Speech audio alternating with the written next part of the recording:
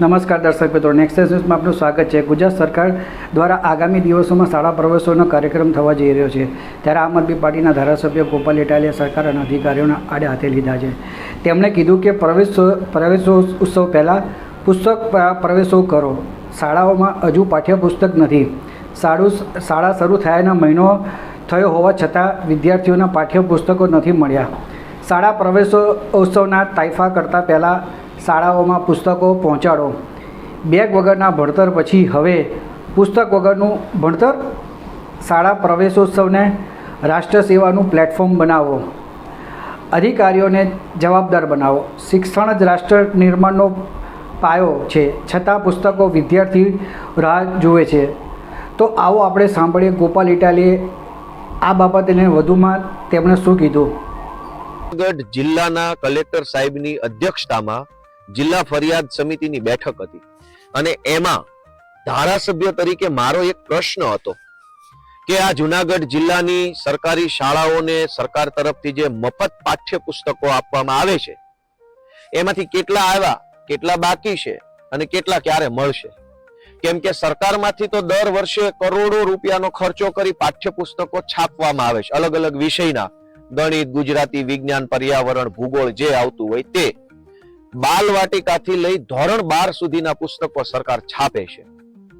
તો આજે મેં પ્રશ્ન કર્યો કમિટીની અંદર અને શિક્ષણ વિભાગના બધા સાહેબો પણ એમાં બેઠા હતા। તો મને લેખિતમાં જે જવાબ આપ્યો એમાં માધ્યમિક શાળાના પુસ્તકો આવ્યા જ નહોતા, એવો લેખિત જવાબ હતો। મૌખિક એમ કહેવામાં આવ્યું કે આજે જ માધ્યમિકના પુસ્તકો આવ્યા છે।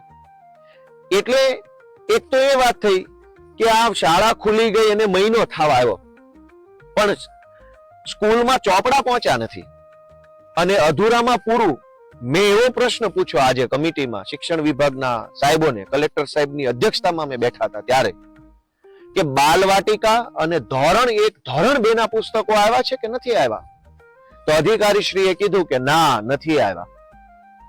તરત મેં કીધું કે સરકાર તો એમ કે છે કે શાળા પ્રવેશ ઉત્સવ કરોડો રૂપિયાનો ખર્ચો થશે, ગાંધીનગરથી મોટા મોટા તોપ જેવા કદાવર સાહેબો ગામડામાં આવે અને એમના હસ્તે શાળા પ્રવેશોત્સવ કરાવવામાં, આમ છોકરાઓને આમ લાવવાના, શાળામાં પ્રવેશ। પણ છોકરો શાળામાં જાય છે ત્યાં ચોપડા તો છે નહીં, તો ભણશે શું? લગભગ 8મી જૂનથી વેકેશન ખુલી ગયું છે આખા ગુજરાતમાં। આ 20મી જૂન છે આજે, ચોપડા તો શાળામાં છે નહીં। તો મેં બીજો પ્રશ્ન પૂછ્યો કે વેકેશન ખુલી ગયું છે, શિક્ષક શાળામાં છે, વિદ્યાર્થી શાળામાં છે, તો ભણે છે શું? ચોપડા તો છે નહીં, તો શિક્ષક ભણાવે છે કયું પુસ્તક ને છોકરો ભણે છે કયું પુસ્તક ને? એ વાતની ચિંતા કેમ નથી તમને? અને શાળા પ્રવેશ ઉત્સવ થવાનો છે, છોકરાને ગાંધીનગરથી આવેલા આઈએએસ, આઈપીએસ, મોટા મોટા કદાવર ને જે આગેવાનો છે એ છોકરાઓને આમ શાળામાં પ્રવેશ કરાવશે। એ છોકરા માટેના પુસ્તક તો શાળામાં છે નહીં, તો પ્રવેશ, વિદ્યાર્થીનો પ્રવેશ કરાવવાના બદલે પુસ્તકોનો પ્રવેશ પહેલા કરાવવો પડે એમ છે। એ રજૂઆત મેં આજે કરી। એક બાજુ શાળા પ્રવેશોત્સવ કરાવશે, બાલવાટિકાના પુસ્તકો, હવે ભલે સરકારે પુસ્તક બનાવ્યું છે તો એમાં બાલવાટિકાના પુસ્તકમાં બાલવાટિકા પ્રકારનો સાહિત્ય છે, પહેલા ધોરણમાં પહેલા પ્રકારનું છે, બીજામાં બીજા પ્રકારનું છે। સરકાર પ્રવેશ કરાવે છે, ચોપડા છે નહીં, તો શું કામ ભાઈ પ્રવેશ કરાવો છો? રહેવા દો ને, ઘરે ભલે રમતો। કોઈને કોઈ જાતની ગંભીરતા નથી, કોઈને કાંઈ પડી નથી, બધું લોલમ લોલ તંત્ર હાલે છે। આખું સરકારી તંત્ર શાળા પ્રવેશોત્સવ કરાવવા લાગ્યું છે। મારી રિક્વેસ્ટ છે ભાઈ સાહેબ, બાપા પુસ્તક પ્રવેશોત્સવ કરાવો। પહેલા પુસ્તકને શાળાની અંદર લઈ જાઓ, પછી છોકરાને લઈ જાઓ। આ ગાંધીનગરથી ને જિલ્લા વહીવટી તંત્ર તરફથી મોટા મોટા કદાવર સાહેબો પ્રવેશ કરાવવા આવવાના છે આપણા ગામની શાળામાં। હું એમ કહું છું થોડુંક બોલતા શીખો મારા ગુજરાતના વડીલો, યુવાનો, માતાઓ। ક્યાં સુધી બીકમાં જીવશો? ક્યાં સુધી આવીને આવી વ્યવસ્થામાં જીવશો? કોક તો બોલો, તમારા છોકરા માટે તો બોલો, દેશ માટે ન બોલો, રાજ્ય માટે ન બોલો તો કાંઈ નહીં। તમારા પોતાના સંતાન માટે તો 4 સવાલો શાળા પ્રવેશોત્સવમાં આવતા સાહેબોને પૂછો કે આવી ગયા છો બહુ મોટી તોપ બનીને, તો ચોપડા ક્યાં? સરકારી શિક્ષક તો કદાચ ન પૂછી શકે, નોકરી કરતા હોય એટલે એની એક મર્યાદા હોય, પણ ગામના આગેવાનો, ગામના વાલીઓ, એસએમસી કમિટીના સભ્યો નહીં પૂછતા હોય કે ચોપડા વગર કેમ ભણાવવાના? અને માર્કેટમાં બધા ચોપડા મળે છે, જે જોઈએ તે। સરકારી શાળાના મફત ચોપડા નથી મળતા.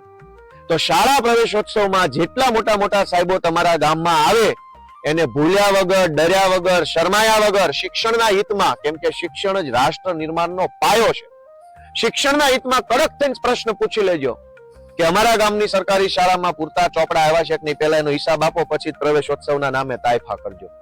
અને છેલ્લી વાત, મેં આજની કમિટીની બેઠકમાં પૂછ્યું કે ગુજરાતની સરકાર તો ભાર વગરનું ભણતરની વાત કરે છે.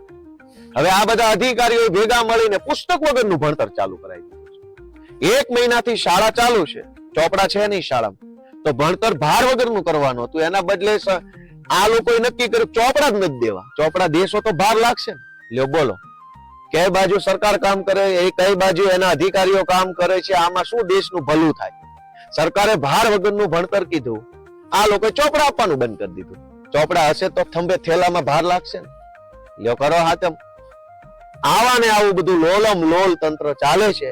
પણ ભલું થાય અમારા વિસાવદર, ભેસાણ, જુનાગઢના ખેડૂતોનું, જેણે મને મત આપ્યો, ધારાસભ્ય બનાવ્યો, તો હું આવી કમિટીઓમાં બેસવાને લાયક બન્યો, અને તો હું આ બધું જાણીને ગુજરાતની જનતાને જાગૃત કરી શકું છું. એટલે ગુજરાતની જનતા સુધી સારી વાત, સાચી વાત, જરૂરી વિષય જો પહોંચતા હોય તો એનો શ્રેય, એની ક્રેડિટ જાય છે અમારા વિસાવદર, ભેસાણ, જુનાગઢના મતદારોને.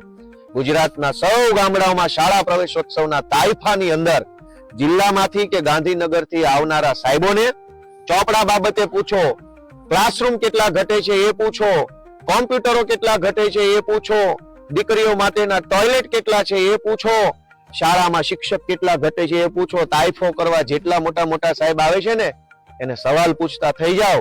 અને તમે તમારા પોતાના બાળક સંતાન માટે કે તમારા પોતાના ગામની સરકારી શાળા માટે જો એક પ્રશ્ન ન પૂછી શકતા હોય તો આ દેશમાં બીજી કોઈ કઈ દેશ સેવા હવે તમારા માટે વધી નથી. એટલે દેશનું નામ ન લેવું.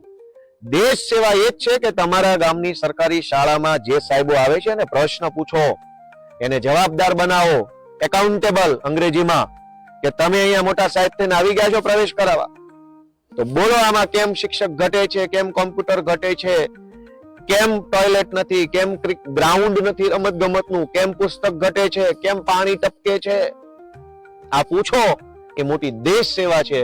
અને આવનારા 3 દિવસ સુધી, મારા ખ્યાલથી 23, 24 અને 25 3 દિવસ શાળા પ્રવેશ ઉત્સવ છે, એને રાષ્ટ્ર સેવાનું પ્લેટફોર્મ બનાવવું હોય, દેશ સેવા કરવી હોય તો પ્રશ્ન પૂછો અને તમારા ગામની શાળાની કન્ડિશન સુધરે એવો બધા યુવાનો પ્રયત્ન કરે એવી વિનંતી. જય જય ગરવી ગુજરાત. તો દર્શક મિત્રો, આ હતા આમ આદમી પાર્ટીના વિસાવદરના ધારાસભ્ય ગોપાલ ઇટાલિયા. તેમણે પોતાની વાત રજૂઆત કરી હતી. એ જ્યારે કોઈ પણ વાત રજૂઆત કરતા હોય છે તો કોઈ પણ વાત એ તર્ક સાથે રજૂ કરતા હોય છે. તેમની દરેક વાત તાર્કિક હોય છે. એમણે જણાવ્યું હતું કે શાળા પ્રવેશો પહેલાં પુસ્તકોનો પ્રવેશો કરાવો. આજે શાળાને ખુલ્યાનો મહિનો થઈ ગયો, તે છતાં પણ હજુ વિદ્યાર્થીઓ પાસે, બાળકો પાસે પુસ્તકો પહોંચ્યા નથી. દર્શક મિત્રો, આવા સમાચાર જોવા માટે આપ અમારી ચેનલ લાઈક કરો, શેર કરો, સબસ્ક્રાઈબ કરો. અને જો દર્શક મિત્રો તમે અમારા આ અહેવાલને ફેસબુક પેજ પર જોઈ રહ્યા છો તો તમે અમારા ફેસબુક પેજને ફોલો કરો. ઇન્સ્ટાગ્રામ પર જોઈ રહ્યા છો તો તમે અમારા ઇન્સ્ટાગ્રામ પેજને ફોલો કરો.